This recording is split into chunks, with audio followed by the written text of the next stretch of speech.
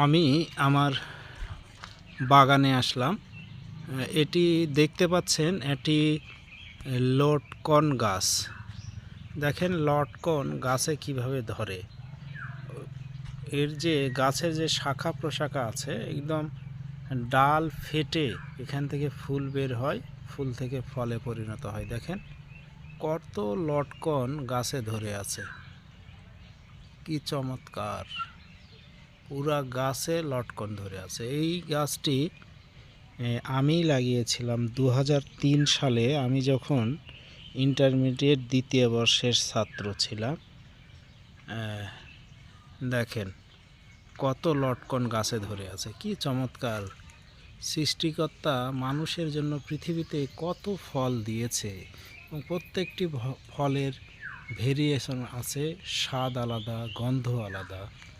হ্যাঁ, দেখেন লটকন গাছে ধরে আছে, প্রচুর লটকন ধরেছে এবছর।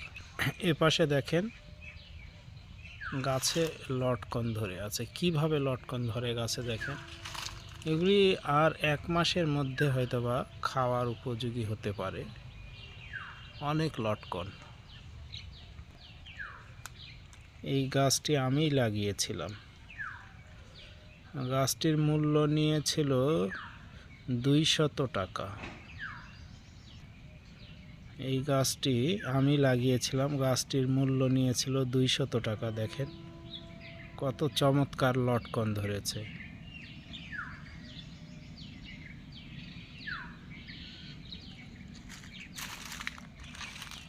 লটকন ধরে ধরে ঝুলে আছে।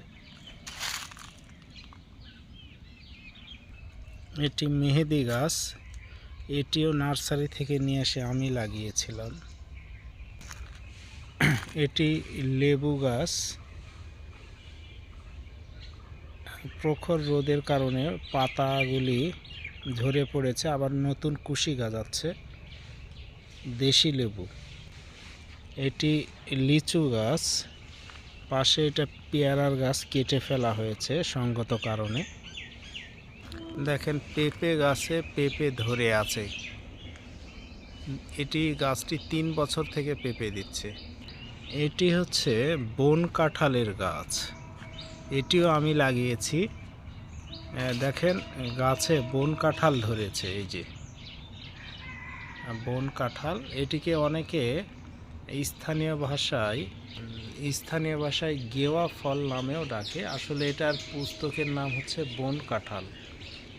কিছুটা কাঁঠালের মতো, খুব মিষ্টি এবং টক জাতীয় ফল, খুব চমৎকার। দেখেন অনেক ধরেছে, এই যে খুব টেস্ট খেতে। এই পাশেও আছে, এই যে বন কাঁঠাল, অনেক বন কাঁঠাল ধরেছে। গাছটি বেশ বড় হয়েছে, অনেক দূর থেকে বোঝা যাচ্ছে না। নারিকেল গাছ লাগিয়েছি আমি। এটি মান কচু, মাংস দিয়ে রান্না করলে সেই টেস্ট। এখানে গর্ত করে রাখা হয়েছে, নতুন গাছ লাগানো হবে। এখানে গোবর সার, মাটি, রাসায়নিক সার দিয়ে রাখা হয়েছে। এই পাশে একটি গর্ত আছে, একইভাবে রাসায়নিক সার, গোবর, মাটি দিয়ে রাখা হয়েছে।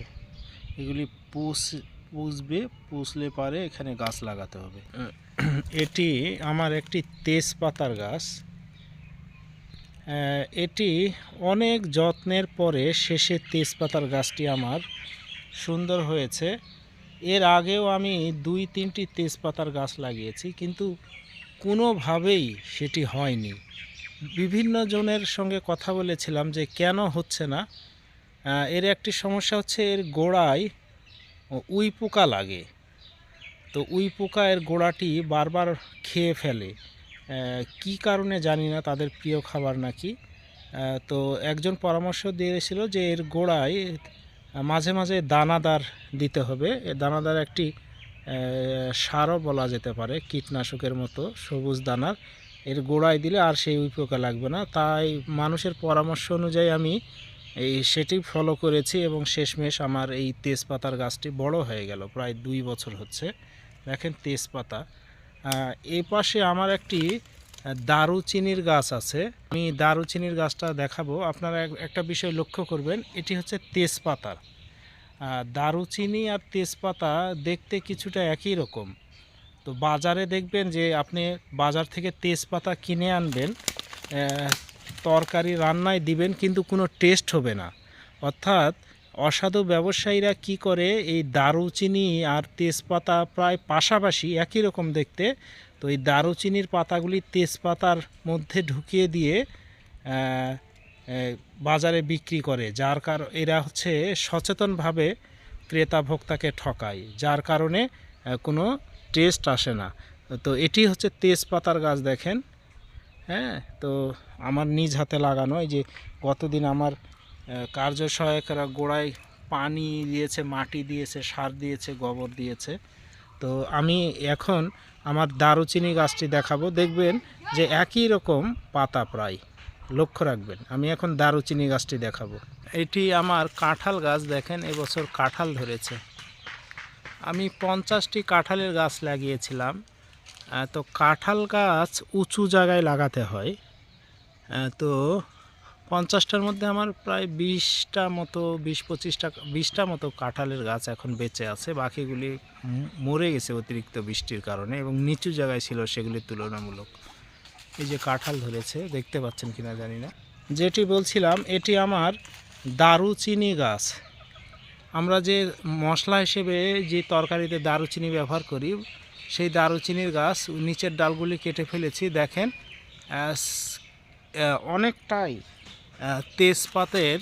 তেজপাতার গাছের পাতার মতোই। পাতাগুলি দূরে দেখাতে পারছি না, অনেকটা, যার কারণে তেজপাতার মধ্যে দারুচিনির পাতা মিক্স করে অসাধু ব্যবসায়ীরা মানুষকে ঠকায়, বিক্রি করে। দারুচিনির গাছ, দারুচিনি কিভাবে তৈরি হয় আপনারা অনেকেই হয়তো বা জানেন না, আমি বলে দেই। যেহেতু দারুচিনির গাছ আমি লাগিয়েছি, তো প্রসেসটাও আমি জানি।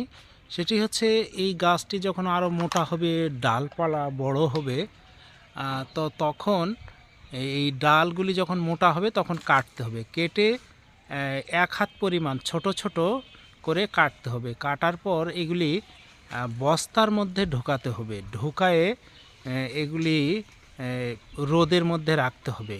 এরপরে অথবা সরাসরি রোদেও রাখতে হবে। এটা যখন শুকিয়ে যাবে তখন বস্তার মধ্যে ঢোকাতে হবে। ঢোকার পরে এটিতে বড় লাঠি দিয়ে এগুলিতে জোরালোভাবে আঘাত করতে হবে। আঘাত করলে এইগুলি ফেটে ফেটে দারুচিনিতে পরিণত হবে। এইভাবেই আমরা যে দারুচিনি কিনি, এইভাবেই প্রসেস করে বাজারে আসে। দেখেন লিচু গাছে লিচু ধরেছে, এই যে ছোট্ট ছোট্ট লিচু। বৃষ্টির কারণে ম্যাক্সিমাম লিচুও ঝরে গেছে আমার আম বাগানের আমের মতো। দেখেন এগুলিতে কিন্তু নাই, এই যে এখানে একটা আছে, এখানে দেখেন কত চমৎকার করে আমার কার্য সহায়করা লিচুর গাছের গোড়ায় মাটি, সার, গোবর কত কিছু দিয়েছে। এই বর্ষা আসার সঙ্গে সঙ্গে এই গাছটির চেহারা আরও চমৎকার হয়ে যাবে। আমার এই লিচুর বাগানে একটি তাল গাছ ছিল, এটি প্রায় 7-8 মাস আগে কেটে ফেলেছি। এই যে দেখেন, এটি বাড়িতে ব্যবহারের জন্য কেটেছি। যেগুলি দেখতে পাচ্ছেন এই গাছগুলি, এগুলি আসলে সুপারি গাছ। এগুলি আমি 2-3 দিন আগে সব কেটে ফেলেছি। প্রচুর সুপারি দিত, কিন্তু শেষের দিকে এসে সুপারি ভালো হচ্ছে না, ছোট হচ্ছে। প্রথমের দিকে খুব ভালো হতো। তো এগুলি অনেক গাছ, প্রায় 20-22টি গাছ আছে, আমি কেটে ফেলেছি। আমার 2জন কার্য সহায়ক সাথে আমিও ছিলাম। এই সুপারি গাছ কাটতে যেয়ে আমি সুপারি গাছের একটা বাড়ি খেয়ে প্রায় 5-6 হাত দূরে পড়ে গিয়েছিলাম। দেখেন ওরা কেটেছে, উদ্দেশ্য ছিল লিচুর গাছের ক্ষতি না করে কেটতে হবে। অর্থাৎ এই সুপারি গাছগুলি লিচুর বাগানের ভেতরে ছিল, এগুলি লিচুর গাছের ক্ষতি করছে। উপর থেকে গাছে রোদ পড়ছে না, আবার সুপারিও ভালো দিচ্ছে না। তো এই গাছগুলি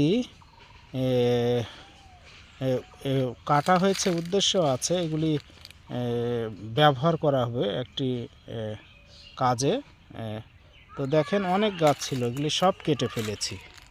এতে করে লিচুর বাগানটিও পরিষ্কার হলো, আবার এগুলো যেন কাজেও লাগানো যায়। একজন লোক এসেছিল এগুলি কিনতে, আমি দেইনি। এগুলি দিয়ে ঘরের উপরে যে বাঁশ দিয়ে চাটাই দেয় সেটা তৈরি করা যায়, এবং বছরের পর 100 বছরেও এগুলি ভালো থাকবে। তবে এটা মাঝখানে ফাটিয়ে নিয়ে ভেতরের যে নরম অংশ এটা বের করে ফেলে দিয়ে প্রসেস করে এটা ঘরের রুমের উপরের যে গ্রামের বাসায় যে বাঁশ দিয়ে চাটাই দেয় সেটা সেই কাজে ব্যবহার হয়। যে আমার লাগানো জামরুল গাছের জামরুল ধরেছে, অনেক জামরুল ধরেছে। এগুলি লাল জামরুল, যখন খাওয়ার উপযোগী হয় পুরো গাছটা লালে ভরে যায়। সুপারি গাছ, অনেক সুপারি গাছ কেটে ফেলা হয়েছে। সুপারি গাছ, আমার এই লিচু বাগানের সুপারি গাছ কাটার সময় এই লিচুর গাছটি ক্ষতিগ্রস্ত হয়েছে। মাত্র একটি লিচুর গাছের উপর একটি সুপারির গাছ এসে পড়ে কিছু ডাল ভেঙে গিয়েছে। এই যে দেখেন, এখান থেকে ডাল ভেঙে গেছে, এখান থেকে ভেঙে গেছে, একদম মাঝখানটা এখানে ফাঁকা হয়ে গেছে। এই লিচুর গাছটা ঠিক হয়ে যাবে আবার বর্ষায়। এই যে এটাতে অনেকগুলি লিচু সেট হয়েছে, দেখেন বৃষ্টি না হলে এরকম প্রত্যেকটি ডালে প্রচুর লিচু আসতো। এগুলি বড় হলেই অনেক। কাঁচা কলা। আমার বাগানের মধ্যে আরেকটি লটকন গাছ। এই গাছটি আসলে এখানে রাখা যাবে না, কারণ পাশেই অনেকগুলি লিচুর গাছ আছে। এটি উঠিয়ে অন্য জায়গায় লাগাবো, হতেও পারে নাও হতে পারে, আল্লাহ ভরসা, আল্লাহ চাইলে অবশ্যই হবে। এই বাগানের একটি লেবু গাছ, দেখেন এই যে লেবু ধরছে, অনেক লেবু দেয়, এটি দেশি লেবু। এই পাশে আরও একটি লেবুর গাছ, এই যে ফুল এসেছে, এই যে ফল। এসি আমার বাগানে একটি পেয়ারা গাছ, এটি দেশি পেয়ারা। এর পেয়ারাগুলি লাল আর কি, ভিতরে যখন কাটা হবে বা খাওয়ার সময় দেখবেন যে পুরা লাল, দেশি পেয়ারা। এটি আমার বাগানের কাঠবাদামের গাছ, দেখেন কাঠবাদামের গাছ কেমন হয়। এই যে কুশি বের হচ্ছে, প্রায় 2-3 বছর আগে লাগিয়েছিলাম, ছোট্ট বেশ বড় হয়েছে কাঠবাদাম। যেই কাঠবাদাম বর্তমানে 1012 টাকা কেজি, সেই কাঠবাদামের গাছ।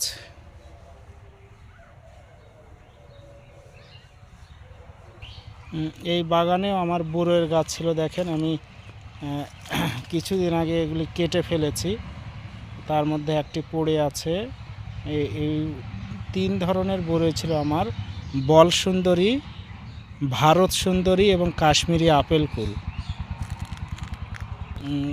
বলেছিলাম অনেক লেবুর গাছ আমি কেটে ফেলেছি, দেখেন গোড়া থেকে আবার এগুলি কুশি বের হচ্ছে। দেখা যাক, যদি লেবু দেয় তাহলে রেখে দেব। অনেক পেয়ারা গাছও কেটে ফেলেছি, এই যে গোড়া থেকে আবার বের হচ্ছে লেবু গাছ। বাগানকে সবসময় আলো বাতাস যুক্ত রাখতে হবে, অর্থাৎ একদিক দিয়ে বাতাস ঢুকবে, আরেক দিক দিয়ে চলে যাবে, বয়ে যাবে, এবং প্রচুর আলো বাতাসের দরকার। আলো বাতাস ছাড়া বাগানের কোনো গাছই ভালো হয় না। এই কারণে প্রথমে অনেক গাছ লাগিয়েছিলাম, কিন্তু পরবর্তীতে যেটির প্রয়োজন নাই, যেটিকে কেটে ফেলতে হবে, সেগুলি কেটে ফেলছি। লিচু দেখেন কত লিচু।